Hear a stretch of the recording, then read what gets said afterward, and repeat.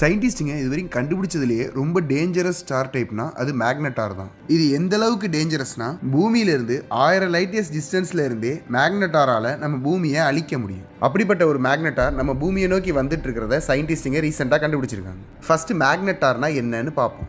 ஒரு ஸ்டார் அதோட life time முடிஞ்ச உடனே பிரம்மாண்டமாக வெடிச்சு சிதற ஈவெண்ட்டை சூப்பர் நோவா அப்படின்னு சொல்லுவோம். சூப்பர் நோவாக்கு அப்புறம் அந்த ஸ்டார் என்னவா மாறுதுன்றத வெடிச்ச அந்த ஸ்டாரோட மாஸ் தான் நிர்ணயம் பண்ணுது. நம்ம சூரியன் அளவுக்கு மாஸ் இருக்க ஸ்டார்ஸ் எல்லாம் சூப்பர் நோவா வெடிப்புக்கு அப்புறம் ஒயிட் டுவார்ஃப் ஸ்டார்ஸாக மாறுது. நம்ம சூரியனோட 8லேருந்து 25 மடங்கு அதிகமாக மாஸ் இருக்க ஸ்டார்ஸ் எல்லாம் வெடிச்சதுக்கு அப்புறம் நியூட்ரான் ஸ்டார்ஸாக மாறுது. நம்ம சூரியனோட 25 மடங்குக்கு மேலே மாஸ் இருக்க ஸ்டார்ஸ் எல்லாம் சூப்பர் நோவா வெடிப்புக்கு அப்புறம் ஸ்பேஸில் பிளாக் ஹோலை உருவாக்குது. இதில் சூப்பர் நோவாலேருந்து உருவாக்குற நியூட்ரான் ஸ்டார்ஸ் தான் ஒரு சில ரேர் கேசஸில் மேக்னட்டாராக உருவெடுக்கும். ரொம்ப ரேராக சூப்பர் நோவா எக்ஸ்ப்ளோஷனுக்கு அப்புறம் அந்த எக்ஸ்ப்ளோஷன்லேருந்து உருவான நியூட்ரான் ஸ்டார் தன்னை சுற்றி இருக்கிற ரெமனன்ஸ் எல்லாம் தனக்குள்ளே இழுத்து ஃபாஸ்ட்டாக ரொட்டேட் ஆக ஆரம்பிக்கும்.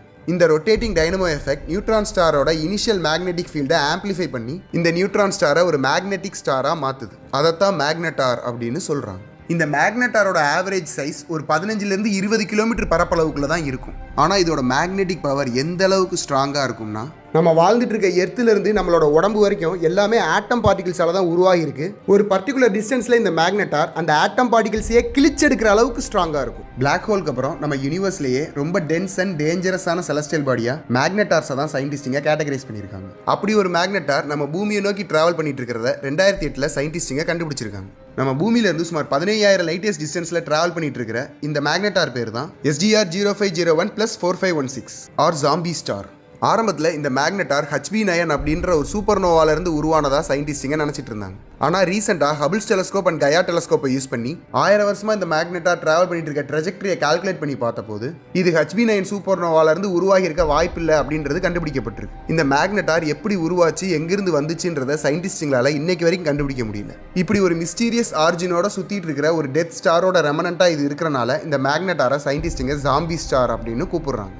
ஒரு சில சயின்டிஸ்டுங்க இந்த மேக்னட்டார் ஒயிட் டுவார்ஃப் ஸ்டாரில் நடக்கிற நோவா ஈவெண்ட்லேருந்து உருவாகிருக்கலாம் அப்படின்னு ஒரு தியரி ப்ரொபோஸ் பண்ணுறாங்க. நம்ம சூரியன் அளவுக்கு மாஸ் இருக்கிற ஒரு ஸ்டார் அதோட லைஃப் டைம் முடிஞ்சோடனே வெடிச்சு உருவாகிறது தான் ஒயிட் டுவார்ஃப் ஸ்டார். அப்படி ஒரு white dwarf star binary star சிஸ்டத்தில் இருந்துச்சுன்னா அதோட நெய்பரிங் ஸ்டார்ட்ட இருந்து கண்டினியூஸாக ஸ்டெல்லார் மேட்டரை ஃபீட் பண்ணிக்கிட்டே இருக்கும். அப்படி கண்டினியூஸாக ஃபீட் பண்ணும்போது அந்த ஒயிட் டுவார்ஃப் ஸ்டாரை சுற்றி ஒரு அக்ரீஷன் டிஸ்க் ஃபார்ம் ஆகும். ஒரு கட்டத்துக்கு மேலே ப்ரெஷர் தாங்க முடியாமல் அந்த அக்ரீஷன் டிஸ்கில் எக்ஸ்ப்ளோஷன் நடக்கும். இதைத்தான் நோவா ஈவெண்ட் அப்படின்னு சொல்லுவாங்க. அப்படி ஒயிட் டுவார்ஃப் ஸ்டாரோட அக்ரீஷன் டிஸ்கில் நடந்த ஒரு நோவா ஈவெண்ட் அந்த ஒயிட் டுவார்ஃப் ஸ்டாரோட மேக்னெட்டிக் ஃபீல்டை ட்ரிகர் பண்ணி இந்த ஜாம்பி ஸ்டார் உருவாகி இருக்கலாம் அப்படின்னு சயின்டிஸ்டிங்க சொல்கிறாங்க. இந்த மேக்னட்டாரோட ஆரிஜின் தான் ரொம்ப மிஸ்ட்ரியாக இருக்குது அப்படின்னு சயின்டிஸ்டிங்க நினச்சிட்டு இருந்தா இந்த மேக்னட்டாரோட மூவ்மெண்ட் அண்ட் ட்ரெஜெக்டரியும் ரொம்ப மிஸ்டீரியஸாக இருக்குது. இந்த மேக்னட்டார் சுமார் 1,75,000 கிலோமீட்டர்/h வேகத்தில் நம்ம மில்கி வே கேலக்சியில் ஒரு கேனன் பால் மாதிரி ட்ராவல் பண்ணிட்டு இருக்கு. அதோட இந்த மேக்னட்டாரோட மூவ்மெண்ட்ஸை சயின்டிஸ்டுங்களால் ப்ரிடிக்ட் பண்ணவே முடியல. இது கண்டினியூஸாக அதோட டேரக்ஷனை சேஞ்ச் பண்ணிக்கிட்டே இருக்குது. இது வரைக்கும் டோட்டலாகவே 30 மேக்னட்டார்ஸ் தான் சயின்டிஸ்டுங்க கண்டுபிடிச்சிருக்காங்க. அதில் இந்த ஜாம்பி ஸ்டார் தான் ரொம்ப வியர்டாக பிஹேவ் பண்ணிட்டு இருக்கு.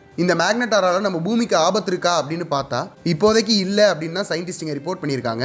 ஏன்னா இந்த மேக்னட்டார் அதோட ட்ரெஜெக்டரியை கண்டினியூஸாக சேஞ்ச் பண்ணிக்கிட்டே இருக்கு. ஸோ இது நம்ம பூமிக்கு கிட்ட வரதுக்கான ப்ராபபிலிட்டி ரொம்ப கம்மியாக தான் இருக்குன்னு சயின்டிஸ்டுங்க ரிப்போர்ட் பண்ணியிருக்காங்க. ஆனால் மேக்னட்டார் நம்ம பூமியை தாக்குறதுக்கு அது நமக்கு பக்கத்தில் வரணும்னு அவசியம் இல்லை. 2004 நம்ம பூமியிலிருந்து சுமார் 50,000 லைட் இயர்ஸ் டிஸ்டன்ஸில் இருக்கிற ஒரு மேக்னட்டார் எமிட் பண்ண ஹை லெவல் ரேடியேஷன் நம்ம பூமியை தாக்கி எல்லா எலக்ட்ரானிக் டிவைசஸையும் ஷட் டவுன் பண்ண வச்சிருக்கு. அப்போ 15,000 லைட் இயர்ஸ் டிஸ்டன்ஸில் இருக்க ஒரு மேக்னட்டார் அதே லெவல் காஸ்மிக் ரேடியேஷனை நம்ம பூமியை நோக்கி எஜெக்ட் பண்ணிச்சுன்னா நம்ம பூமியால் அதை தாக்கு பிடிக்க முடியுமா? இந்த மாதிரி எவ்வளோ லைட் இயர்ஸ் டிஸ்டன்ஸில் இருந்தாலும் நம்ம பூமியை எப்போ வேணால் தாக்கக்கூடிய கெப்பாசிட்டி உள்ள நிறைய காஸ்மிக் மான்ஸ்டர்ஸ் நம்ம யூனிவர்ஸில் சுற்றிட்டு இருக்கு. அதை பற்றிலாம் தெரிஞ்சுக்கணும் அப்படின்னு உங்களுக்கு ஆர்வம் இருந்தால் ஜிபி ஸ்பேஸ் சேனலை சப்ஸ்கிரைப் பண்ணி ஃபாலோ பண்ணுங்கள். தேங்க்யூ ஃபார் வாட்சிங்.